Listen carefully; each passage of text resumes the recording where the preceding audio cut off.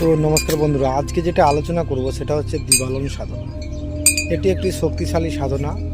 দিবালন সাধনা তোমরা যদি করো তো তোমাদের কোনোদিন টাকার অভাব হবে না, যে কোনো দিক থেকে কিন্তু তোমাদের টাকা আসবে। ঠিক আছে, তো চলো বেশি কথা না বাড়িয়ে দিবালন সাধনা কিভাবে করবে এবং দিবালন সাধনা করার জন্য কোন কোন জিনিসগুলির প্রয়োজন এবং কোন মন্ত্রটির প্রয়োজন সেটি নিয়ে আলোচনা করব। দিবালন একটা শক্তিশালী সাধনা। এই সাধনা করলে তোমাদের হাতে টাকা কিন্তু আসবে এবং সেই দিবালনকে দিয়ে তোমরা কিন্তু টাকা আনতে পারো।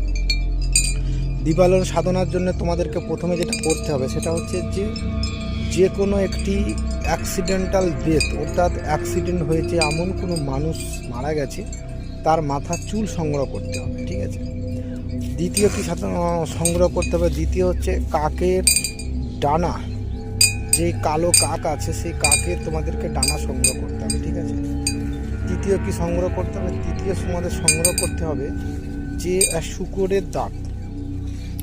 এবার এই সমস্ত জিনিসগুলোকে সংগ্রহ করার পর তোমাদেরকে সম্পূর্ণ তোমরা ঘরের মধ্যে করতে পারো, যে ঘরটিতে মানুষজন আসে না, সম্পূর্ণ নির্জন পড়ে থাকে, সেই ঘরের মধ্যে তোমরা সাধনাটা করতে পারো। অথবা তোমরা কোনো একটি নির্জন গাছের তলায় অথবা শ্মশান নির্জন জায়গায় তোমাদেরকে সাধনাটি করতে হবে। সাধনাটি করার জন্য প্রথমে তোমাদেরকে ঘেরা চক্র বানাতে হবে আর এবং শরীর বন্ধ করতে হবে। তো ঘেরা চক্র বানাতে হবে এবং শরীর বন্ধ করতে হবে। তো শরীর বন্ধর যে মন্ত্রটি সেটি আমি বলে দিচ্ছি, সেটা হচ্ছে কামাখ্যা দেবী কানাজানে কামো মেরা মন আত্মর কলম দিয়াও সাপটা শিরাদ্দম হত করো গর্দন পেট বিট বন্ধন আর বন্ধন চরণ অষ্টাঙ্গ বাজিলাম মনসাকে গর্দন কারসাকে মাকে বান কামাখ্যা ওয়াসে অমরাতে সাড়ে লিখে দেবো। এটা 3 বার বলে তোমরা শরীর বন্ধ করে দিলে, শরীর বন্ধ করার পর তোমাদেরকে কুমকুম দিয়ে একটা ঘেরা চক্র বানাতে হবে এবং যে সমস্ত সামগ্রীগুলি তোমরা জোগাড় করেছো সেই সামগ্রীগুলি ওর ভেতরে দিয়ে দিতে হবে, কুমকুম ঘেরা চক্রের ভেতরে দিয়ে দিতে হবে। তো সামগ্রীগুলি কি?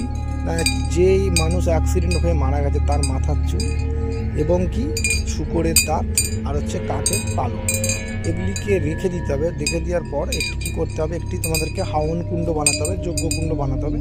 সেই যজ্ঞ কুণ্ডে যে মন্ত্রটি আমি তোমাদেরকে বলবো সেই মন্ত্রটি কিন্তু সেখানে তোমাদেরকে বলতে হবে। 3 দিন ধরে ক্রিয়া করতে হবে, 5 মালা করে জপ করতে হবে। 3 দিন ক্রিয়াটি করার পর তোমরা কিন্তু আস্তে আস্তে অনুভব করবে যে কোনো কিছুর আওয়াজ অনুভব করবে। 5 মালা করে যখন জপ করবে, 5 মালা অর্থাৎ 108 বার করে 5 মালা করে জপ করতে হবে। 3 দিন করার পর তোমরা অনুভব করতে পারবে যে কোনো একটি শক্তি তোমাকে কিন্তু ডাকছে, ইশারা করছে, সাড়া দিচ্ছে। সেটা কুকুর, বিড়াল, কোনো জীবজন্তুর রূপ নিয়ে সে কিন্তু তোমাদেরকে ডাকবে।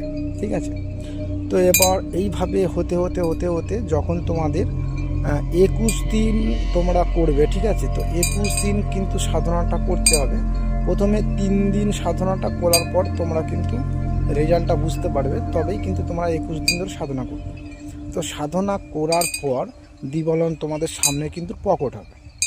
দিবালন যখন প্রকট হবে তার আগে আমি বলে দিই তোমাদেরকে ভোগ দিতে হবে। দিবালনের ভোগ হচ্ছে যে বগরি আছে, বগরির হচ্ছে কলিজা, সেই কলিজা কিন্তু তোমাদেরকে সংগ্রহ করে আনতে হবে এবং সেই কলিজা দিবালনকে ভোগ দিতে হবে। ভোগ দেওয়ার আগে যেটা নিয়ম হচ্ছে যে তোমাদেরকে দিবালনের কাছে বচন চেয়ে নিতে হবে যে আমি এবং আমার পরিবারের আপনি ক্ষতি করবেন না, আমি যখন আপনাকে ডাকবো তখন আসতে হবে, আমি যেই কাজ বলবো সেই কাজ আপনাকে করে দিতে হবে। এটি আপনার গুরুর বচন এবং আপনার মায়ের বচন আপনাকে পালন করতে হবে।